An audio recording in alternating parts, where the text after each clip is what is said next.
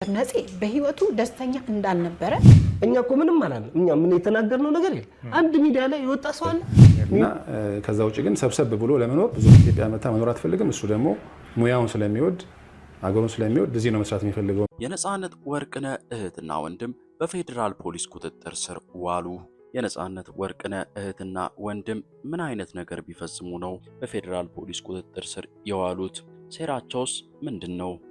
የተወዳጁ ተዋናይ የቲያትርና ፊልም ስክሪፕት ደራሲና አዘጋጅ የሆነው ከ6 ወራት በፊት በድንገት ህይወቱ ያለፈው አርቲስት ነጻነት ወርቅነህ ህልፈቱን ተከትሎ እንግዲህ ከሞቱ በኋላ ብዙ አወዛጋቢ ነገሮች ሲሰሙ ነበር።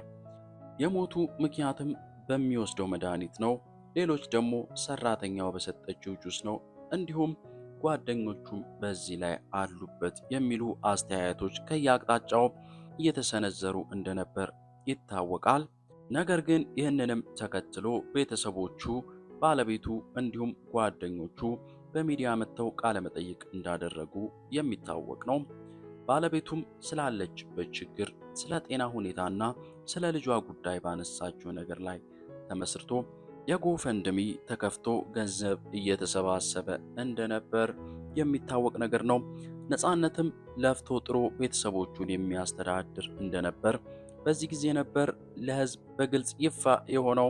ይህንንም ተከትሎ መላው የኢትዮጵያ ህዝብ ከባድ ሐዘን ላይ እንደነበር የሚታወቅ ጉዳይ ነው። ነጻነትም እንደሚታየው ሳይሆን በስሙ ምንም አይነት ንብረት የሌለው ከሀገር ውስጥ ወደ ውጪ ገንዘብ ለቤተሰቡ እየላከ ከኢትዮጵያ ሆኖ ቤተሰቦቹን የሚያስተዳድር ሰው እንደነበርም በዚሁ አጋጣሚ ነበር የሰማነው። ባለቤቱም እንደተናገረችው ነፂ ባል ብቻ ሳይሆን ጓደኛም እንደነበር አንስታለች። ከዛ በኋላ ባለቤቱም ለነጻነት ወርቅነህ መታሰቢያ ሐውልት ምርቃት ወደ ኢትዮጵያ ከመጣች በኋላ ቃለ መጠይቅ ካደረገች በኋላ የነጻነት ወንድምና እህት በሌላ ሚዲያ ላይ ቀርበው ስለ ነጻነት ባለቤትና ነፂ የኔ ስለሚለው ስለ ቅርብ ጓደኛው አስናቀ ያወሩት ነገር ደግሞ ነገሩን ትንሽ ከረር አድርጎት እንደነበር ሁላችንም የተመለከትነው ጉዳይ ነው። እነሱም እንደገለጹት ነጻነት ከባለቤቱ ጋር እንደተጣላና ለሕክምና ህንድ በሄደበት ጊዜ እንኳን አብራው እንዳላስታመመችው አንስተው ነበር። እንዲሁም ደግሞ ነጻነት ከሚኖርበት ከባለቤቱ እናት ቤት ልብስን በፌስታል ይዘህ መውጣት ትችላለህ ሁላ ብለው እንደነበር ይህንን ጨምረው አንስተዋል። ነፂንም ለሞት የዳረገው በሽታው ሳይሆን ባለቤቱ ስታደርግበት የነበረው ነገር ነው ሲሉ ቃላቸውን እንደሰጡ የሚታወቅ ነገር ነው። ሌላው ደግሞ ጓደኛው አስናቀ ለሱ ትክክለኛ ጓደኛው እንዳልነበርና ለጥቅም የቀረበው ሰው እንደሆነና ነጻነት መጠጥ እንዳይጠጣ በሐኪም በተነገረው ሰዓት እንኳን አብሮ እየዋለ መጠጥ እንዳይጠጣ እንዳላደረገውም ተናግረው እንደነበር የሚታወስ ነው።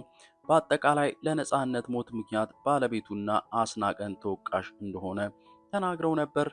ይህንንም ተከትሎ ብዙ ሰው ባለቤቱንና አስናቀ ላይ ከባድ ትችት ሲሰነዝር፣ ሌሎች ደግሞ ይህ የቤተሰብ ጉዳይ ነው፣ እንዴት የቤተሰብ ሚስጥር እዚህ ላይ ይወራል ሲሉ ተሰምተዋል።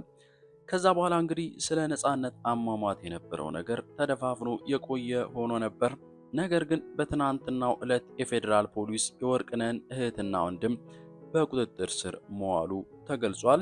ምክንያቱ ደግሞ ቅድም እንደተባለው ከባለቤቱና ከአስናቀ ጋር በገቡት ሰጣ ገባ ምክንያት ስም በማጥፋታቸው እንዲሁም በባለቤቱና አስናቀ ላይ ባደረሱት የስነ ልቦና ተጽዕኖ ምክንያት የፌዴራል ፖሊስ በቁጥጥር ስር እንደዋላቸው ነው የደረሰን መረጃ የሚያሳየው። እንግዲህ ቀጣዩ ምንድነው? መረጃው ሲደርሰን ተከታትለን የምናቀርብ ይሆናል። ለሟች ነጻነት ወርቅነህ ነፍስ ይማር እያልን ለዚህ ቻናል አዲስ የሆናችሁ የቻናል አዳዲስ ነገርን ፈልጌ ለእናንተ የማቀርብበት ቻናል ነው። ቪዲዮን ከወደዳችሁት ላይክ፣ ለሌላ ሰው እንዲደርስ ደግሞ ሼር አድርጉ እያልኩ በቀጣይ ቪዲዮ እስከምንገናኝ ቸር ቆዩ።